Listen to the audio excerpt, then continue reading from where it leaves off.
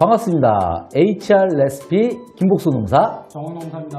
오늘은 2021년도 개정 노동법에 대해서 한번 살펴보고자 하는데요. 네. 참 많이 바뀌었죠? 매년 이렇게 많이 바뀌는 것 같아요. 네. 자, 그럼 첫 번째 주 52시간제 변화가 있다고 하는데요. 네. 어떤 변화입니까? 2021년 7월 1일부터 상시근로자 5인 이상 사업장에도 주 52시간제가 이제 전면 시행이 됩니다. 네, 5인 이상이요. 네. 지금은 상시근로자 50인 이상 사업장에 적용되고 있잖아요. 네. 2021년 7월 1일부터는 5인 이상 사업장에 적용된다. 취업 규칙이나 근로계약서라든지 제도 운영에 대한 건 미리 준비해 두시는 게 필요할 것 같아요. 자, 두 번째 관공서의 공휴일에 변화가 있다면서요? 네, 그 관공서의 공휴일 민간 적용도 확대됩니다. 네. 지금 그래서 2021년 1월 1일부터는 상시근로자 수 30인 이상 사업장도 관공서 공휴일이 노동법상의 휴일로 지정이 되죠. 네. 그래서 이 부분도 필요한 취업 규칙이라든지 근로계약서라든지 휴일 대체와 관련된 운영 방식 네. 이런 걸 좀 바꾸셔야 될 것 같아요. 예, 이제 중소기업에 근무하시는 근로자분들도 빨간 날, 네. 예, 휴일 적용을 받을 수 있는 네. 정말 희소식이네요. 네, 맞습니다. 세 번째, 근로시간 단축에 대한 또 변화가 있다고 하네요. 네, 이 가족 돌봄 등을 위한 근로시간 단축 청구. 네. 말도 좀 어려운데 2020년 1월 1일부터 상시근로자 300인 이상 사업장과 공공기관에 이미 적용이 되어 왔습니다. 네. 그런데 2021년 1월 1일부터는 상시근로자 30인 이상 사업장에도 확대 적용이 되죠. 네. 주요 사유는 가족 돌봄, 본인의 건강, 은퇴 준비라든지 학업 같은 4가지 사유가 있습니다. 예, 그렇다면 예를 들어서 몸이 아픈 직원이 팀장님 저 앞으로 근무 시간 한 4시간 정도로 좀 네. 줄여주십시오. 이렇게 이야기하실 수 있다는 건데요. 네, 그렇죠. 기업 인사관리에 큰 변화가 정말 예상이 되네요. 네, 아무래도 30인 이상 사업장에서 이 제도를 소화할 수 있을까 좀 걱정되기는 합니다. 다음으로 탄력적 근로시간제 변화가 있다고 하는데요. 네. 그것도 설명 좀 부탁드릴게요. 탄력적 근로시간제 단위기간이 최대 몇 개월이었죠? 네, 3개월 아닙니까? 네, 예. 3개월이었기 때문에 3개월 내내 바쁜 회사는 이 제도 쓸 그 유인이 별로 없었어요. 그렇죠. 네, 그래서 사업장에서 계속해서 이 단위기간 확대해달라고 요구를 했었는데 12월 9일 본회의 통과되면서 6개월 단위로 세대가 확대됐습니다. 네. 그래서 아직 시행일은 나오진 않았지만 네. 2021년 상반기 중에 시행이 될 것 같고요. 네. 그리고 사업장에서는 좀 더 유연한 근로시간 조정이 가능할 것으로 예상됩니다. 네, 52시간제 시행에 어려움을 또 겪는 기업 입장에서는 뭐 탄력적 근로시간제 단위 기간이 6개월로 확대되었다는 것은 참 또 좋은 희소식이네요. 그렇죠. 네. 자, 다음으로 이제 선택적 근로시간제 정산 기간이 확대됐다. 네. 이건 또 뭡니까?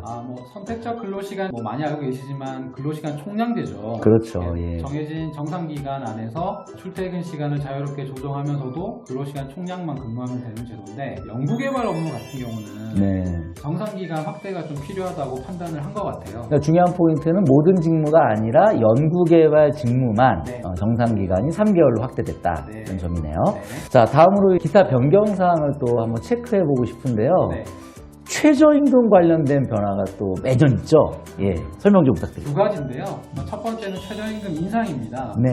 2021년부터 적용되는 최저시급은 8,720원이죠. 그리고 1급 기준으로는 69,760원. 네. 그 다음에 월급 209시간 기준으로는 182만2,480원이 적용됩니다. 네. 작년보다는 약 1.5% 정도 인상이 되기 때문에 1월 급여 때 법 위반이 없도록 네. 챙겨주셔야 될 것 같아요. 네, 인사 담당분들은 1월 급여가 그래서 상당히 중요합니다. 네. 최저임금 위반 여부 잘 체크해 주시고요. 최저임금 관련해서 또 다른 변화도 하나 있죠. 산입 범위 변경에 대한 부분인데요. 왜 우리 정기상여금이라든지 현금성 복리후생비 같은 경우는 일부는 미산입이고 일부는 산입된다 이런 개념이 좀 있었잖아요. 네. 그 기준이 회사 입장에서 좀 유리하게 변경됩니다. 네. 말씀드려보면 매월 1회 이상 정기적으로 지급되는 이제 이 정기상여금의 경우에는 2021년에 최저임금 월 환산액의 15% 초과분은 산입하고 네. 그 초과가 안 되는 부분은 미산입하게 돼요. 네. 그 다음에 현금성 복리후생비는 이제 3%가 기준이에요. 네. 그러니까 2020년에는 정기상여금의 경우에는 월 환산액의 20%가 기준이었고 네. 현금성 복리후생비는 5%가 기준이었는데 때문에 2021년은 더 낮아졌기 때문에 네. 회사 입장에서 좀 더 유리해지는 상황입니다. 네, 굉장히 어려운 내용인데 다시 정리하자면 매월 주는 상여금과 네. 매월 지급하는 현금성 식대 등의 일부가 최저임금에 산입된다. 네. 이렇게 이해하시면 좋을 것 같아요. 네. 4대 보험 요율의 변경이 또 있죠. 매년 바뀌는데 이거 정리 좀 부탁드릴게요. 세 가지 정도만 챙기시면 됩니다. 먼저 건강보험료율 변경인데요. 2020년 6.67%이던 기준이 2021년 6.86%로 인상됩니다. 네. 그러니까 이제 사업주 부담분, 근로자 부담분 합친 건데 각각 나누면 3.43% 기준으로 인상이 되는 거죠. 예. 노인 장기요양 보험료율은 이제 건강보험료율과 연동이 되어 있는데 네. 2020년 건강보험료율의 10.25%에서 2021년은 건강보험료율의 11.52%로 약간 인상이 됩니다. 네, 소폭 인상이 됐네요. 그다음에 마지막으로 이제 산재보험료율인데요. 네. 산재보험료율은 기본적으로 업종마다 다르죠. 그렇죠. 그래서 이제 네. 좀 일괄적으로 말씀을 드릴 수가 없는데 2020년보다는 전체적으로는 좀 낮아졌다 그럽니다. 네. 고시에 따르면 전사는 공통되는 게 하나 있습니다.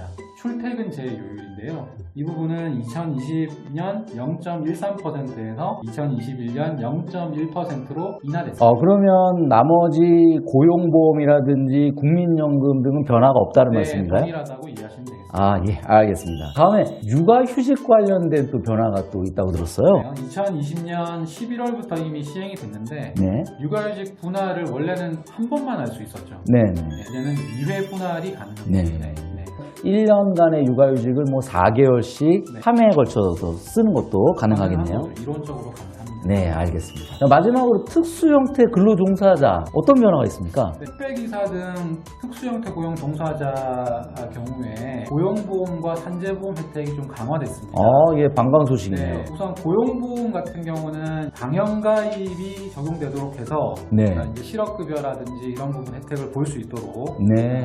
바뀌었고요. 네. 두 번째 산재보험 같은 경우는 기존에는 적용제외 신청이 가능했어요. 네. 그러니까 80% 정도는 적용제외 신청하면 실질적으로 혜택을 못 받는 상황이 발생했더라고요. 대부분 적용제를 네. 했다는 얘기네요. 신청을 이제 하신 거죠. 네네. 근데 그 적용제외를 신청할 수 있는 사유가 네. 매우 엄격하게 바뀌었습니다. 이것도 반가운 소식이네요. 거의 그런 예외적인 경우나 아니면 산재보험을 적용제외 신청할 수 없도록 변경됐다는 점 이해하시면 좋을 것 같습니다. 네, 알겠습니다. 정말 많은 내용에 대해서 짧은 시간 동안 살펴봤는데요. 네. 2021년 이렇게 복잡한 노동법 변화 한번 챙겨보셨으면 좋겠고요. 우리 정노무사님, 마지막으로 하실 말씀 있다면요. 네, 오늘 말씀드린 내용은 저희가 많은 내용을 아주 간략히 설명드린 거죠. 그렇죠. 그래서 이제 핵심만 설명드렸기 때문에 좀 더 세부적인 내용은 남은 노무사님이나 모험인의 의견을 들어보셔야 되고요. 필요하다면 고용노동부나 이런 기관의 홈페이지를 활용한 자료를 좀 찾아보시는 게 좋을 것 같습니다. 네, 시청해주셔서 감사드리고요. 2021년도에도 계속 좋은 알찬 컨텐츠로 계속 찾아뵙도록 하겠습니다. 예, 여기서 마치도록 하겠습니다. 감사합니다. 감사합니다. 네.